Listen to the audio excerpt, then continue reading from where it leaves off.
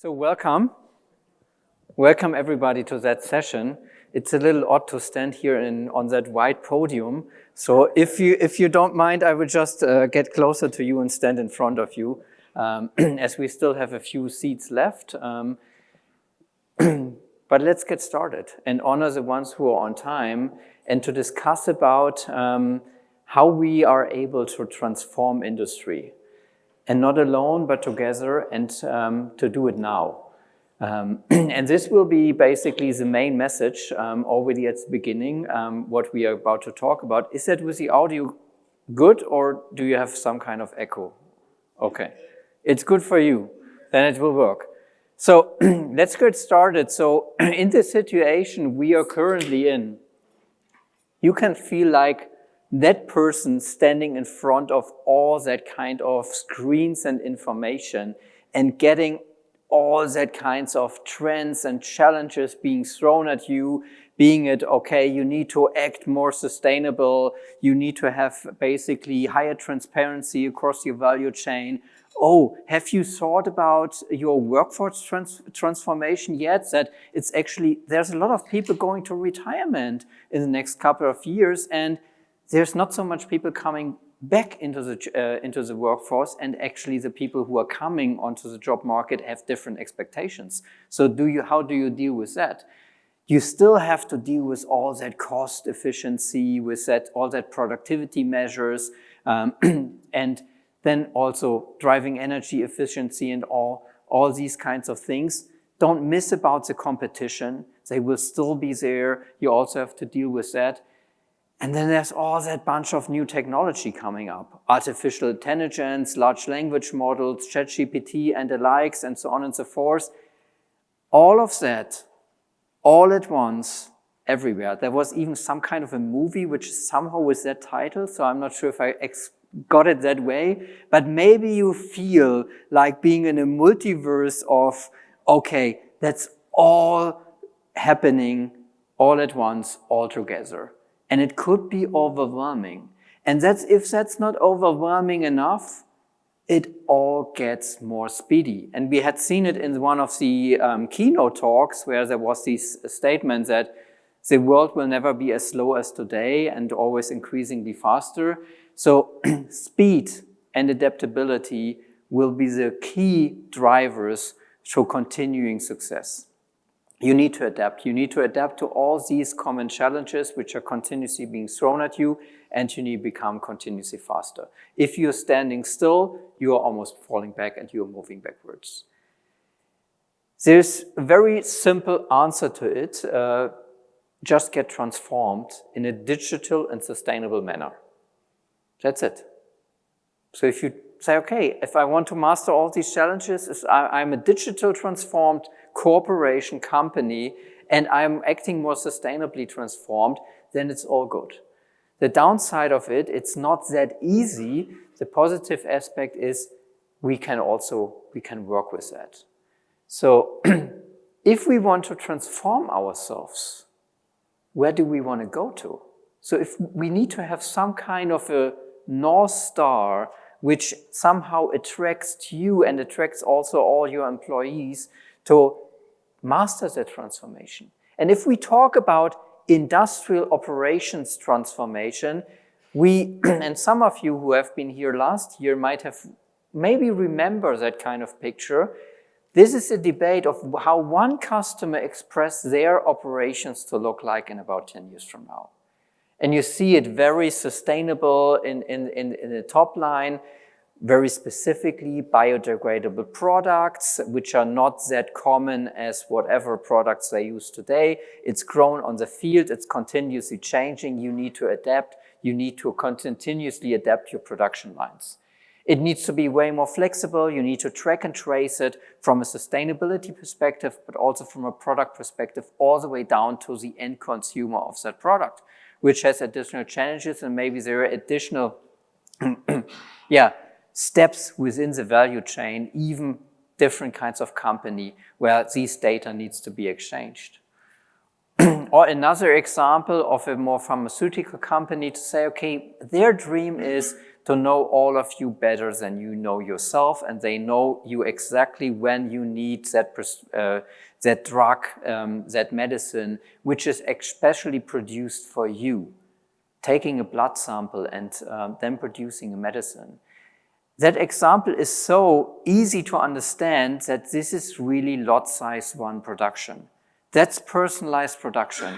If you donate a drop of your blood and they produce something for you, okay, that will be probably only once being produced.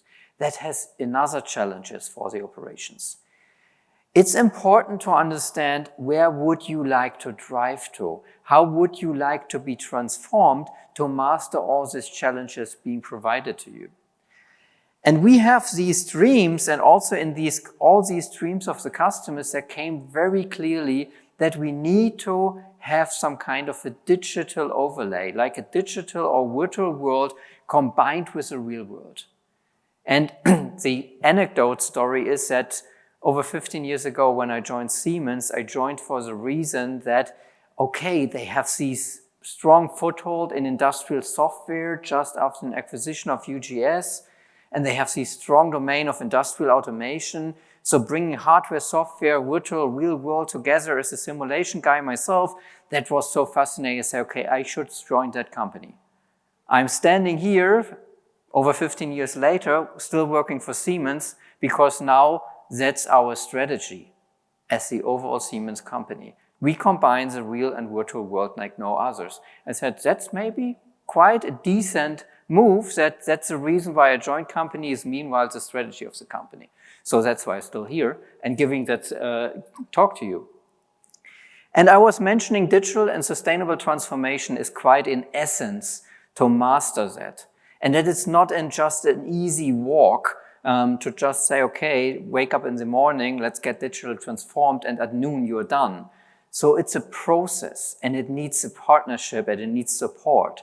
And to enable you to really make your digital transformation successfully, we have created something which is an open digital business platform, which we call Siemens Accelerator, especially designed to accelerate digital and sustainable transformation of yourself.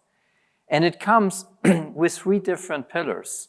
One is to say, okay, if I want to industrially produce stuff, I need to have certain kinds of products and solutions being provided. Call it portfolio, which should be well curated and open, interoperable, flexible, modular, stuff you would remember from playing as a kid or playing also as an adult with your whatever, kids or grandkids, with Lego. As open, as modular, as interoperable as Lego bricks should the portfolio of the future be. And not only Siemens will provide these Lego bricks.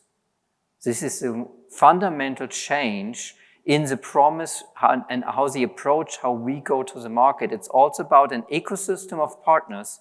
Literally everyone could contribute to Siemens Accelerator open ecosystem. And then I say, okay, if everybody could bring stuff, you need to have some mechanism of transparency, which is a marketplace. Why do we do it? Because we want to get more accelerated. We want to adapt ourselves to speed. Speed, adaptability is of the essence. And reliability, resilience. So maybe you take it as that little kid to be a little bit on the safe side if you whatever want to learn skateboarding or baseballing. So resilience is also key. And we learned it the hard way when basically COVID hit, that it's not only about, so to say, being the cheapest of producing a product, it's also about being able to deliver that product at a certain amount in time, and that you're dependent in your value chain from different kinds of providers. And if it's not sufficiently provided to you, you will have hiccups and disruptions in your value chains, and you need to invest a certain level in your resilience. So resilience is key, speed is key, adaptability is key. How do we get there? We need to do something different than today, and fundamentally different. So I will talk in the remainder of that session about 3 fundamental paradigm shifts.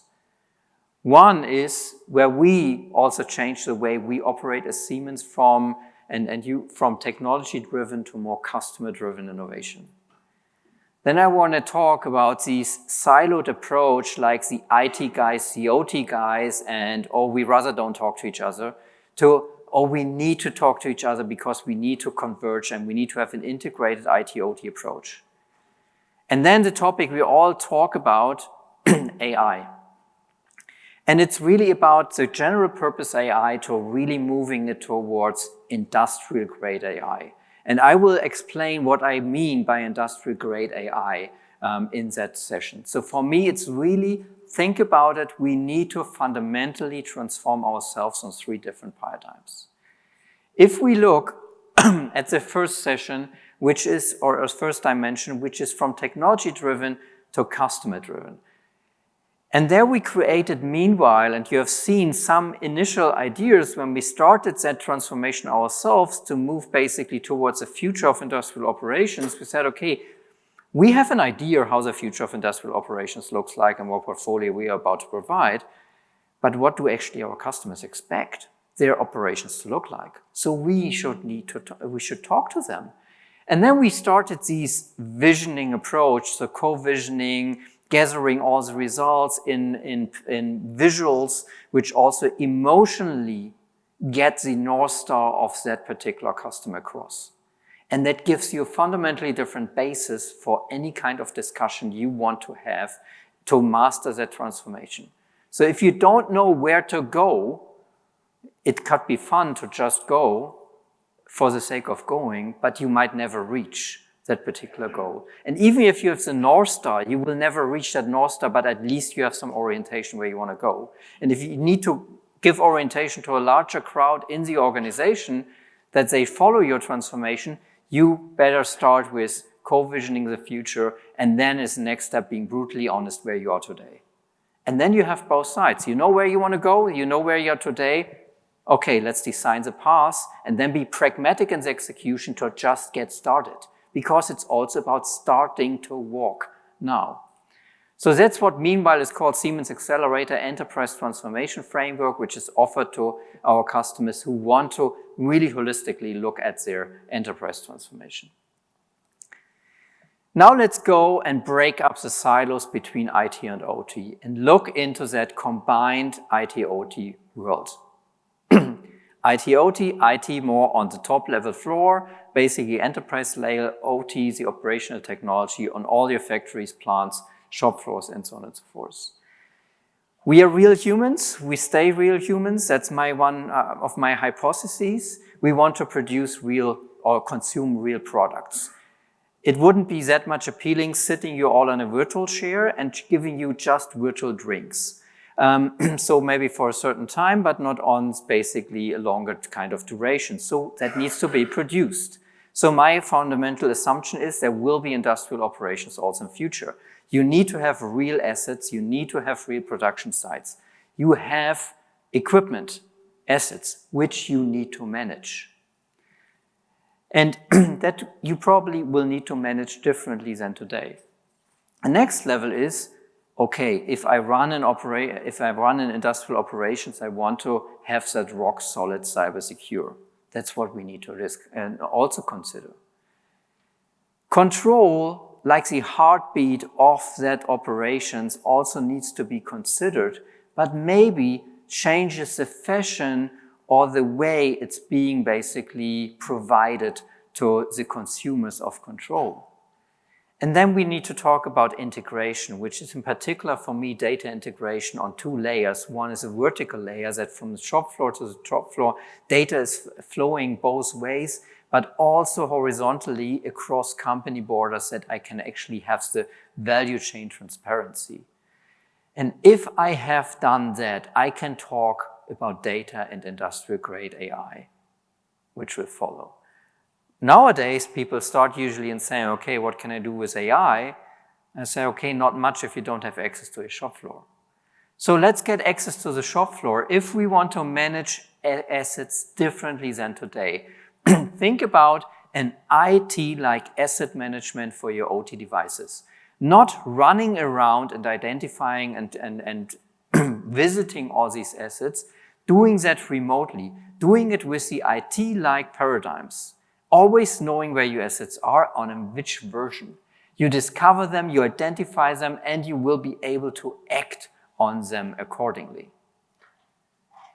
And what it means to act on them accordingly is closely linked to the topic of cybersecurity and vulnerability management. So there's so much information being flushed out by all the provider of all your assets in your factories and in your plants.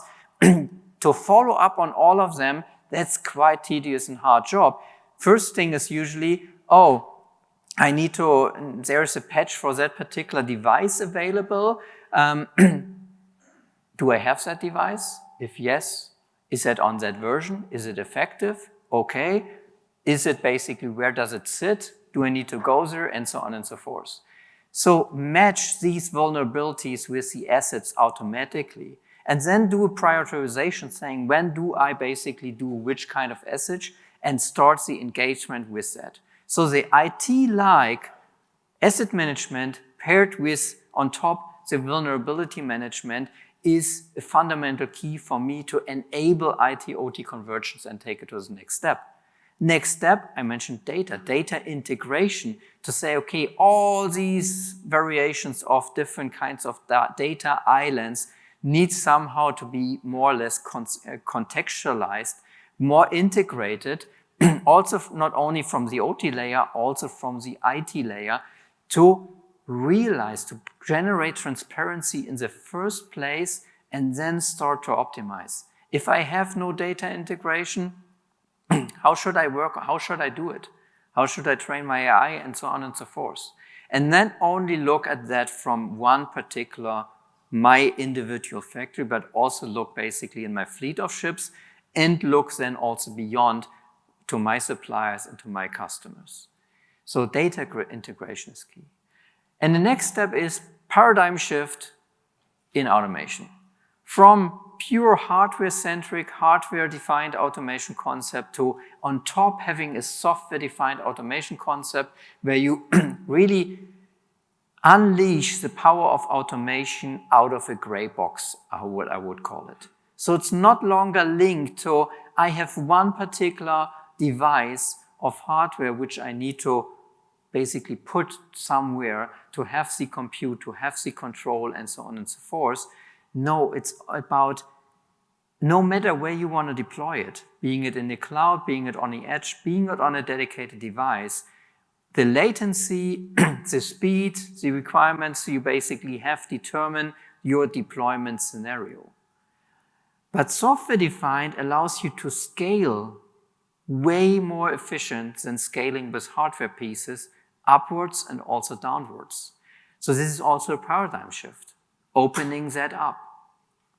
And just one example is to say, okay, there could be a virtual process automation controller which is dealing with all these requirements we have typically in a process plant with availability, real-time connectivity, updating and run, and so on and so forth. Where you put it, it's not so much more the question. In the past, you always put it in a gray box next to your reactor. But you might also want to put one cascaded somewhere from all your reactors, which you maybe put into your local data center. And if you want to have some kind of control to controlling all your different kinds of plants, you might want to put it on an overlay of that of these factories, making it more centralized in the cloud. And that brings us to completely different possibilities in the IT-OT converged world. So first, we need to start with enabling our assets, our brownfield, and it's not only about, okay, if I start green, then it makes sense. No, also on the existing installed base, I need to transform and I need to enable it to have basically efficient access to these devices. Take control and secure the assets, discover them, act on them, and so on, match the vulnerabilities to enable you then really to the next step to drive operational efficiency and to enable also certain kind of operations co-pilots to take care of you, to have data integration, and so on and so forth. Adapt productions to whatever product comes next. to be way more flexible in that kinds of execution flow, integrating with your manufacturing execution systems and the like. And it's also about implementing way faster, building trust, and efficiently deploy stuff. And what that means is, if you would have a virtual factory under your fingertips just next to it, you can try out all these new algorithms, new fancy stuff, AI, and so on and so forth, without the risk of harming your real operations.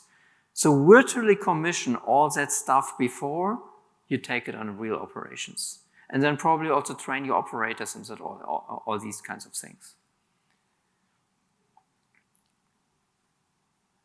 Next dimension. So after, from technology-driven to customer-driven, from silos to IT/OT combined world, which is a basis for me that anything with AI is worthwhile to discuss. So yes, there are a lot of use cases which we will see now, but now it's really the change from, what we know from the office and the private world, the general purpose AI, to industrial grade AI. What does industrial grade AI actually mean? First of all, it needs to be very robust. I don't think an industrial grade AI is great if it just is very creative and makes up stuff. So this is a great thing I always say about ChatGPT, it always has an answer. The downside is it always has an answer. And you don't know if it's correct. So in industrial grade, you need to have the evidence then whatever that AI is proposing you to be the most meaningful next step, that it makes sense. So it needs to be rock solid and maybe even explainable, that you know where is that conclusion being drawn from, that I build at the end trust. It should also, in an industrial grade AI, make access to that things for more people than AI experts possible. So democratize these technologies to really realize the benefit across the organization. And it should have a specific purpose. So it should also be designed to meet your sustainability goals, to achieve your scalability, your quality targets, and so on and so forth. It's not so much it's fully general purpose and it could do everything and nothing and so on and so forth. So it will be also to a certain extent way more use case specific and implement.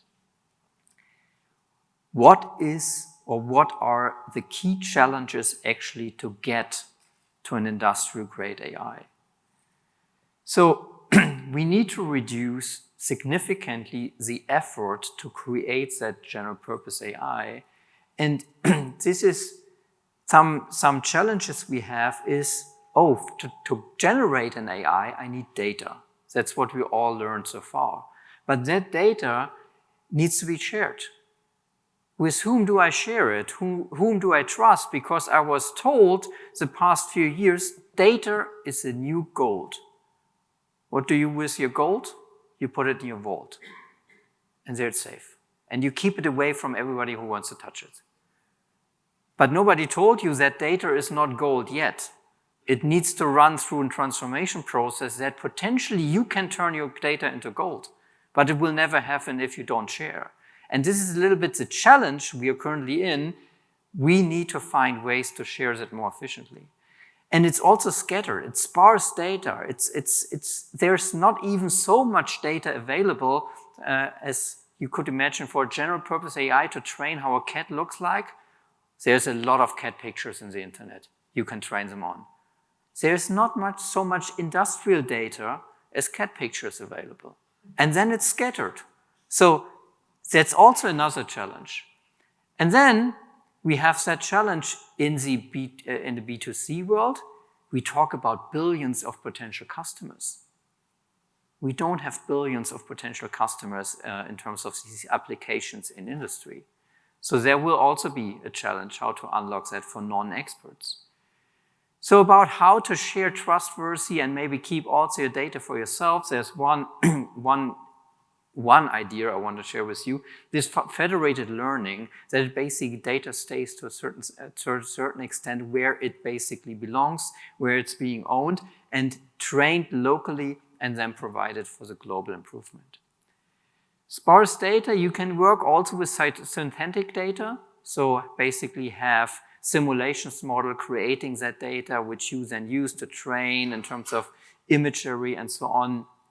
Your robots, you can use reinforcement learning to basically drive and optimize what you feed into that model and giving some feedback if it's really meaningful or not. And physics-based AI, as I mentioned, simulation models, having really physical-based simulation models which you can use to train your AI to build a data-driven model on top of that. To being very fast in terms of executions. That's why you cannot use the physics-based model directly to running your closed-loop digital twin operations and so on and so forth. And it's also a lot about pre-trained models, and they will be use case specific. So like a pick-and-place robotic applications to train that robot, and we have showed that on a lot of fairs, that should also be trainable by non-experts. If I need to have a lot of expertise, data engineers, scientists, AI experts, and so on, prompt engineers, a lot of projects will not be executable because I simply don't have access to all these people, or it's not affordable to set them on that kind of use case. The interesting fact about AI is it's really broad in terms of its applications. It's really broad in terms of the application in industry. This is not specific to one application field. It's not specific to one industry. There's a common denominator we all can use and we all can make use of if we think about AI. That makes it interesting, but also hard at the same time. Let's walk a little bit the value chain, which we all know from design, planning, engineering, operations, and services, and see what kind of co-pilots and industrial-grade co-pilots are already out there and waiting for you to be your new assistant. So let's look into planning and let's look into hydrogen plants, for example, which have some kind of repetitive pattern maybe. You always want to produce the same stuff, but you need to be different in kinds of sizing and maybe adapt it here and there. So put your requirements for your plant into a verbal language and put it into a large language model to create the flow diagrams, also P&ID diagrams, and so on and so forth, and helping then via the LMM to configure and to fine-tune. And then hand it over to the specific tools which you need, where you need to do the detailed planning. But you already have a head start when you start to create your final PFDs, your final P&IDs, you put up your simulation models. So many people drawing literally the same thing in different tools or on paper. Why not reuse that or let somebody else use the 80% version of it, then rework it? As we started, some of us, I guess, start with our Office co-pilots to work with them. So the Office 365 co-pilot, you just you dump a little bit your brain and then let it structure and create a flow, and then you read over and then you have an 80% version and you make it whatever the 95% version. That increases speed tremendously. But it's currently Word, Excel, and so on and so forth, and we come to that, it needs to speak the industrial language. Let's go further if we go into the engineering space. So in the engineering space, there's something like you need to create your P&ID. And look at that little friend up here. So hi, I am P&ID configurator. So you can talk with your tool, which you anyhow use, like in that case, Comos, and have an assistant on top. And it could help you to navigate and maybe decrease the trainings efforts with that tool in particular, just go in and having really that assistance as you go. It democratizes also the design and engineering process to a certain extent, which was to very limited and educated people only in the past with a lot of experience. As they get leased and leased, you need to use them smartly on doing the final quality inspections and checks and so on and so forth, but not to create dumb drawings. Or think about your sequential function charts, which you need in every process plant. If you could describe verbally, oh, I need to do that step, then that step, check that value, and so on. And you have, and you get most of the time, some kind of requirement specifications already delivered by your customers, or you want to create them for your vendors to create it. If you could use that requirement specifications directly, put it in a tool, and then the sequential function charts is being created, which you can then use in PCS Neo, that's also cool. Why drawing what is already written on a piece of paper into another tool? This is not really an engineering task, which is intellectually attractive for all of us. So all these repetitive things, which might be, you could argue, okay, that's good for creativity if I do repetitive, stupid tasks because my brain can work on something else. Okay, to a certain extent, yes, but no, we need to be more smartly. It's where I basically allocate the time. And let's go look into the space of operations. And again, hydrogen as an example to really say, okay, how do I optimize and monitor continuously my asset performance? How am I be able to calculate my KPIs? And not only on all the data being maybe measurable on that plant and facility, but also on things I could, on the digital twin, calculate in parallel. And here is where the real and virtual world really come very close together, because you are in the operations phase. You are not longer in, okay, I do my simulation design phase. No, you combine it with your real plant operations and extract additional value to really have a connection to your real plant at real time, and could then design and optimize it as you go. So it's really dynamic real-time optimization, which becomes possible to a completely new level. And not only maybe on just a single site, also on multiple sites. And this is where you really start the optimization game and bring it to the next level. And one of my favorite topics as well to mention, APC.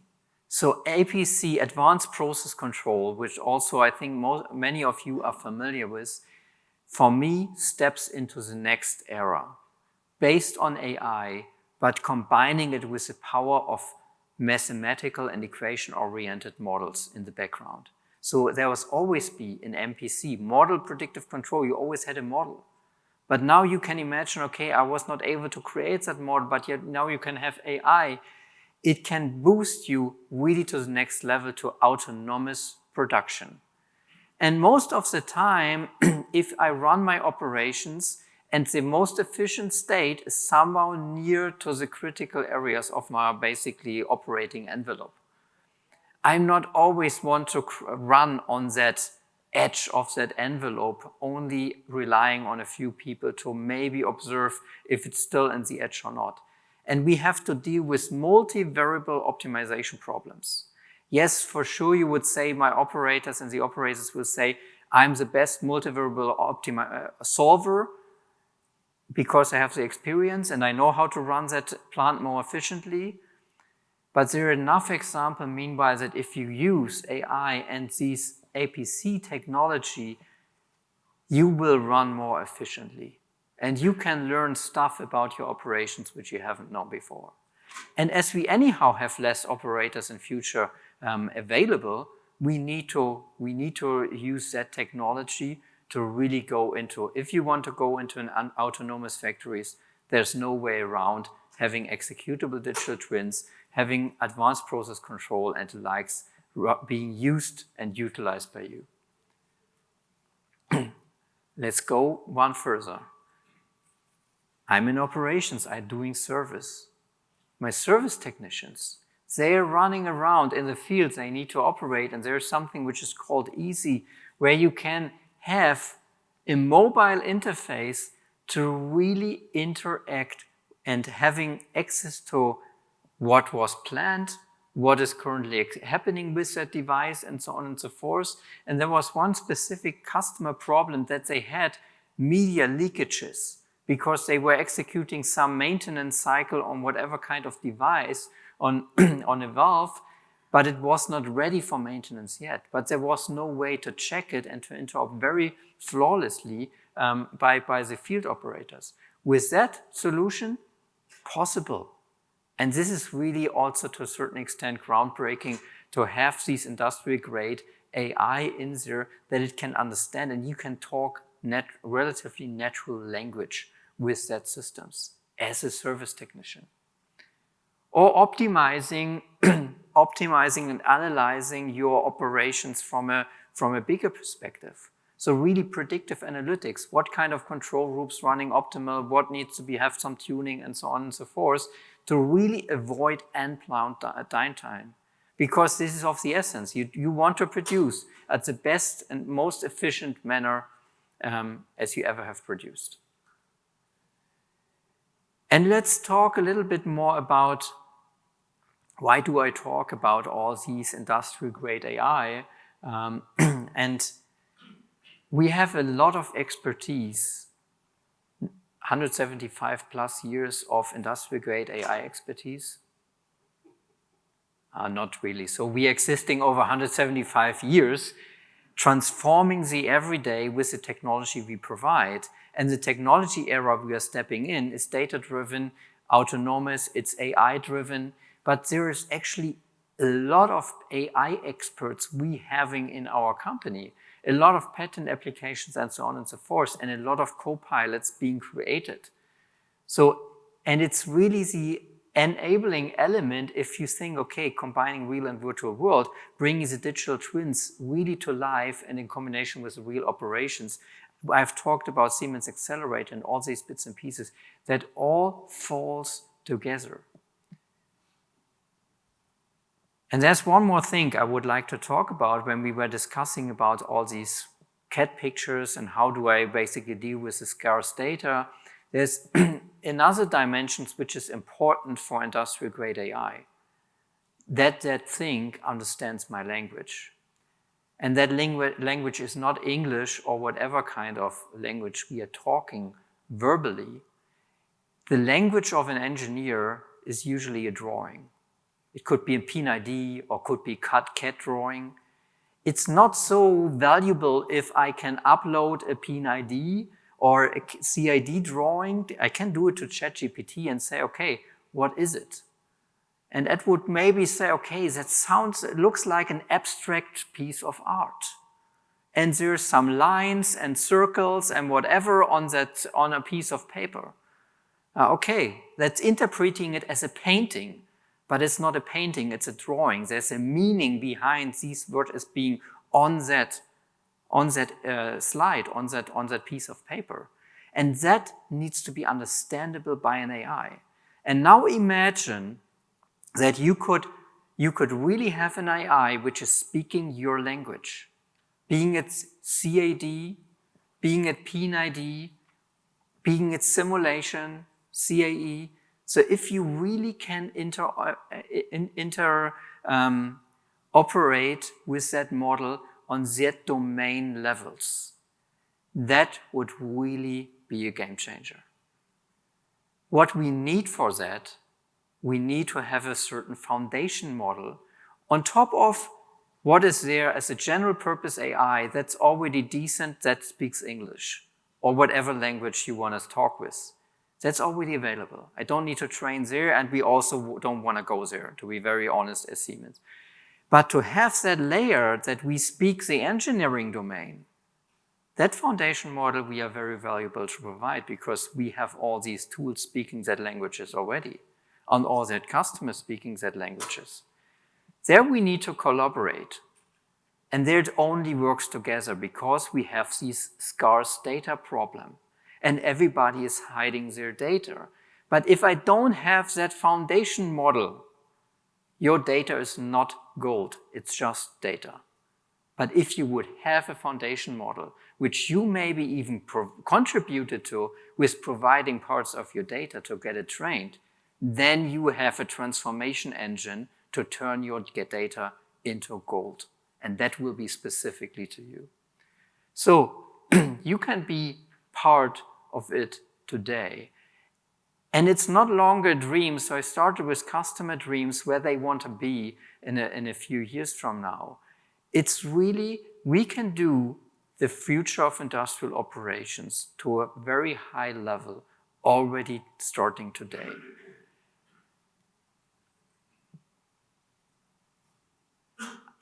And this is basically 3 offerings I can make and I can offer to you. We can deploy parts of it. And I mentioned if I need to have a proper IT like asset management, vulnerability management to manage the security, data integration, maybe software-defined control, then talking about industrial-grade AI foundation models, we can start right now. There is stuff available we can use right now to deploy it in your running factories. We can co-innovate on certain things to train the foundation models, and you can start the transformation journey also right now.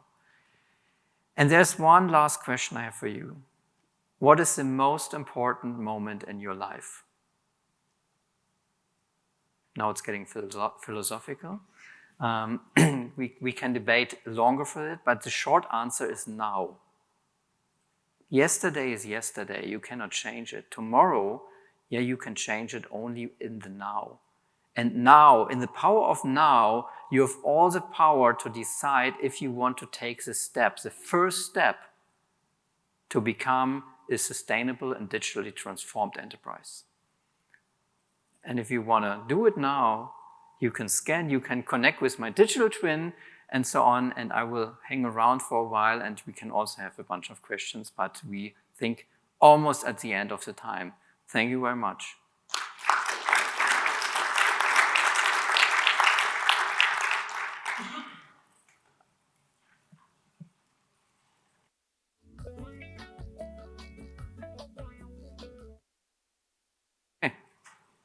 So you were talking about in the past needing to have a model before being able to implement APC, right? Mm-hmm. Is this different now with AI? So you don't have to have the model, or will AI help you build the model?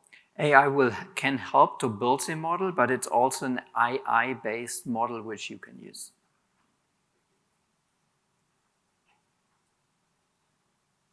If there's no further questions and you understand what's the most important moment of your life, then you want to take the opportunity of now, then thank you again and talk to you soon.